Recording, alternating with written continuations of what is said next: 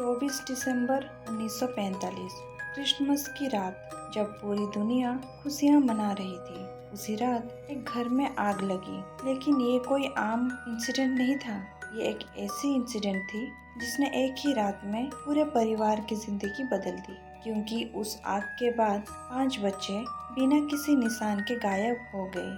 ना कोई बॉडी, ना कोई सबूत, बस एक ऐसा रहस्य जो आज तक सुलझ नहीं पाया।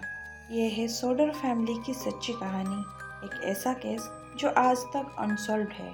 साल 1945, जगह फैयटविल, वेस्ट वर्जीनिया, अमेरिका। यहाँ रहते थे जॉर्ज सोडर और उनके पत्नी जेनी सोडर के साथ उनके 10 बच्चे। उस रात 10 बच्चों में से सिर्फ 9 बच्चे घर में मौजूद थे। घर में खुशियों का माहौल था। बच्चे गिफ्ट्स खोल रहे थे, खेल रहे थे, सब कुछ बिल्कुल नॉर्मल चल रहा था।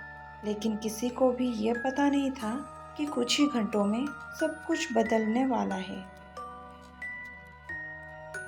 रात के करीब 12:30 बजे एक फोन कॉल आता है। तभी सोडर कपल सो रहे थे। जेनी फोन उठाती है। दूसरी तरफ एक अजनबी औरत की आवाज़ आती है।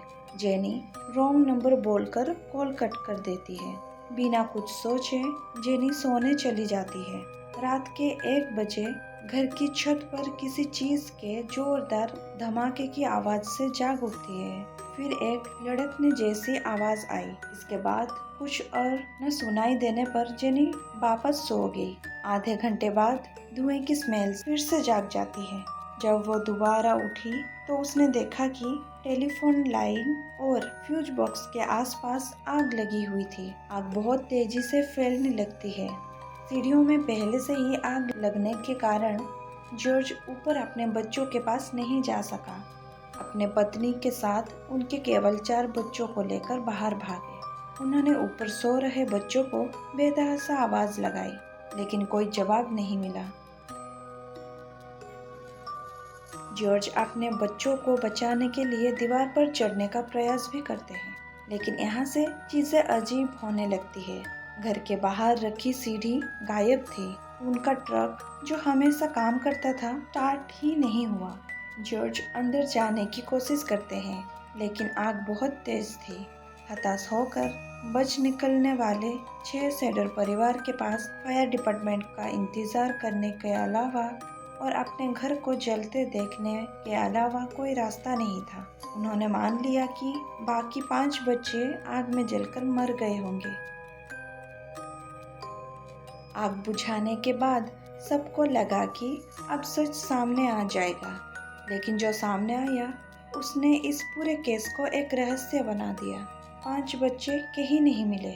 रेस्क्यू टीम ने पूरे घर की राख को ध्यान से खंगाला।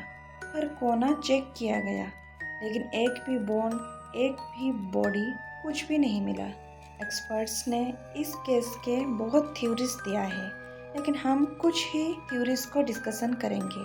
फायर एक्सीडेंट थ्योरी, ये सबसे सिंपल थ्योरी है। इस थ्योरी के अनुसार 5 बच्चे उसी आग में जलकर मर गए।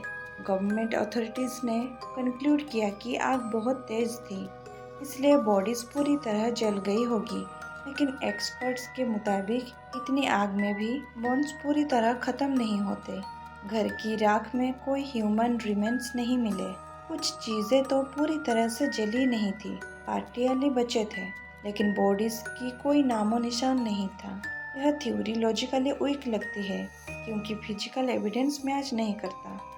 किडनैपिंग थ्योरी, इस थ्योरी के अनुसार शायद बच्चों को आग लगाने से पहले या दौरान किडनैप कर लिया होगा। इसके सपोर्ट के एविडेंस कहे तो इलेक्ट्रिक वायर्स काट गए थे, सीढ़ी गायब थी, ट्रक काम नहीं कर रहा था और कुछ विटनेस ने बच्चों को एक कार में जाते देखा। इसका मतलब है कि ये सब रैंडम एक्सीडेंट नहीं, बल्कि प्लानिंग किया हुआ लगता है। ये थ्योरी सबसे ज्यादा बिलीवेबल मानी जाती है।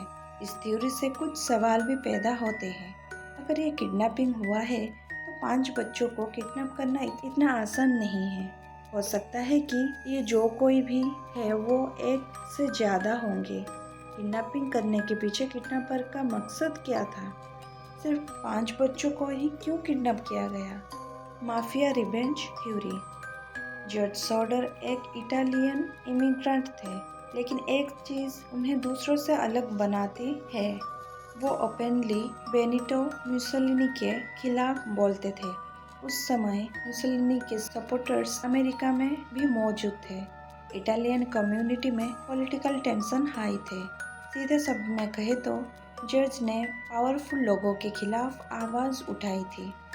जॉर्ज को कुछ दिन पहले ही एक अनजान आदमी उन्हें धमकी दी थी कि तुम्हारा घर जलेगा और तुम्हारे बच्चे मरेंगे।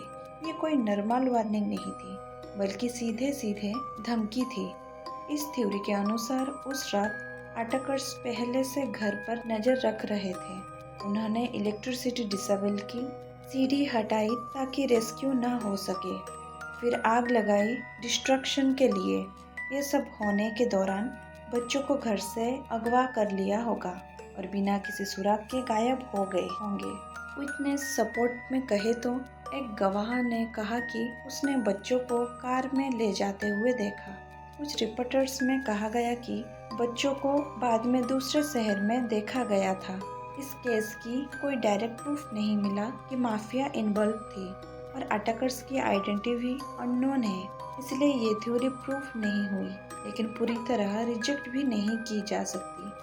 क्या ये किसी पावरफुल ग्रुप का बदला था? क्या जॉर्ज की एक गलती उनके बच्चों को भुगतना पड़ा? Children alive. सबसे शॉकिंग थ्योरी ये है कि बच्चे जिंदा थे।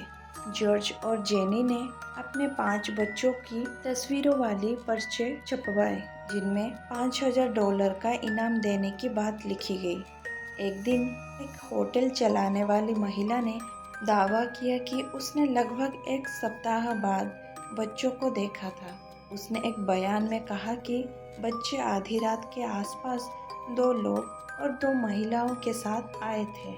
जब उसने बच्चों से बात करने की कोशिश की तो उनमें से एक आदमी ने उसे गुस्से से देखा। वो मुड़ा और तेजी से इटालियन में बात करने लगा। अगली सुबह जल्दी होटल से चले गए। जॉर्ज ने खुद जाकर सुरागों का पीछा किया और इन इलाकों में गया जहां से बच्चों की इन्फॉर्मेशन मिली थी। 1967 में जॉर्ज को एक नई इन्फॉर्मेशन मिली। एक महिला ने जॉर्ज परिवार को एक लेटर लिखकर बताया था कि लुइस, जो उनके 10 बच्चों में से एक है, एक रात ज़्यादा शराब के नशे से अपनी असली आइडेंटिटी बता दी थी।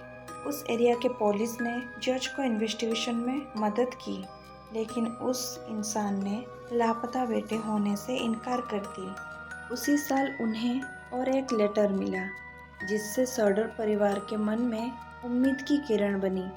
जेनी को उस लेटर के अंदर एक युवक की तस्वीर मिली, लगभग 30 वर्ष की होगी, जिसकी शक्ल लुइस से काफ़ी मिलती जुलती थी। लेटर में लिखी गई एड्रेस पर इन्वेस्टिगेशन करने के लिए उन्होंने एक प्राइवेट डिटेक्टिव को काम पर लगा दिया, लेकिन सैडर परिवार को कोई इन्फॉर्मेशन नहीं मिली। क्या ये लेटर सच में लुइस ने लिखा था?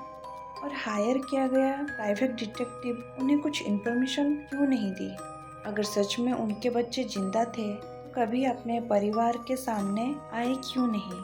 साल गुजरते गए। जॉर्ज और जेनी ने हार नहीं मानी। उन्होंने खुद इन्वेस्टिगेशन शुरू की, प्राइवेट डिटेक्टिव हायर किए, जगह जगह पोस्टर्स लगाए। एक बड़ा बिलबोर्ड भी लगाया गया जिसमें बच्चों की फोटोज थी। वो हर दिन हर जगह अपने बच्चों को ढूंढते रहे। अथॉरिटीज़ ने केस को बंद कर दिया। उन्होंने कहा कि बच्चे आग में मर गए, लेकिन उनकी उम्मीद वैसे का वैसा था। समय बीतता गया, जॉर्ज की डेथ हो गई, लेकिन जेनी ने आखिरी सांस तक अपने बच्चों को ढूंढने की कोशिश जारी रखी। अब सवाल आपसे, आखिर उस रात सच में क्या हुआ था? क्या वो 5 बच्चे सच में उस आग में मरे, या किसी ने उन्हें हमेशा के लिए दुनिया से छुपा दिया? केस फाइल बंद हो गई, लेकिन सच आज भी कहीं खोया हुआ है, और शायद कुछ रहस्य कभी सुलझने के लिए बने ही नहीं होते। तो ये थी द सॉडर चिल्ड्रन डिसअपीयरेंस की एक कहानी।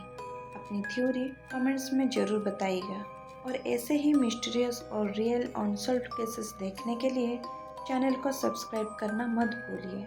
हम मिलेंगे अगली एक और मिस्ट्री अनसॉल्व कहानी के साथ। हमारे चैनल केवल सच को नहीं, सच के पीछे छिपा सन्नाटे को भी दिखाते हैं।